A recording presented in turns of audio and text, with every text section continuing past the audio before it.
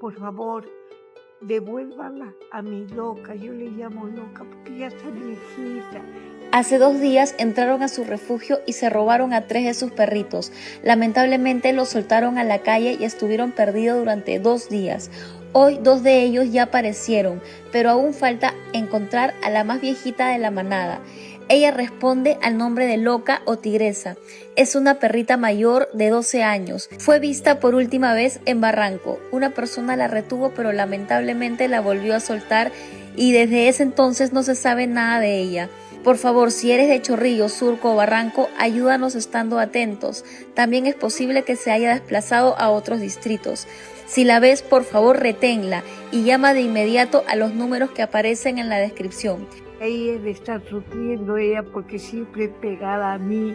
Por favor, hijito, devuélvame a mi perrita. La quiero junto a mí. Gracias.